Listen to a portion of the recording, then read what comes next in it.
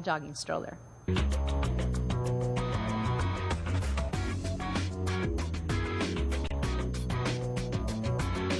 3 kids and a full-time songwriting gig don't leave much time for exercise. So it's this mom's workout on wheels that often hits just the right note.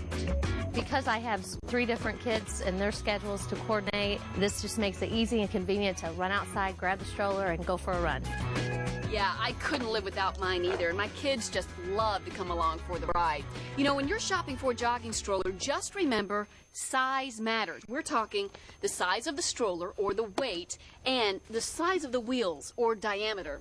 Both factors should roll into your decision. Let's start with wheels. The bigger the wheel, the smoother the ride. 12-inch wheels are best for active walkers. 16-inch wheels are good for most joggers, and they can handle most off-road conditions, like cutting across a soccer field. Ironman 16-inch wheels even come slick for extra speed. Strollers with this size wheel will typically set you back $130 to $300. And little extras like an odometer or this nifty music on the move feature on the Jeep Jogger run up the cost. But if you're a really serious runner, you may need Big Daddy wheels, 20 inches. The Performance Series by Baby Jogger makes this high-end model. It has one of the biggest wheels on the market and the biggest price tag to match. Whether you buy 16 or 20-inch wheels, shocks pretty much come standard. A few strollers have such high-tech shock systems that you can even run easily on rough and rocky hills. Ironman makes one of the lightest strollers on the market at just 20 pounds, which brings us to that next all-important consideration, the stroller's weight. And that all depends on what it's made of. Stroller frames are typically either steel or aluminum.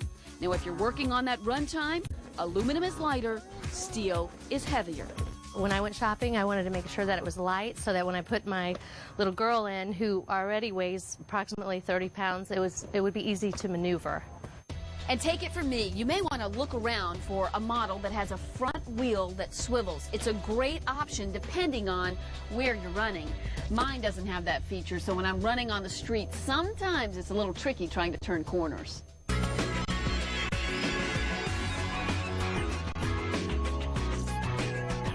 So before I run off, 2 final shopping tips. First, make sure the stroller you buy has a good safety tether and a sun canopy.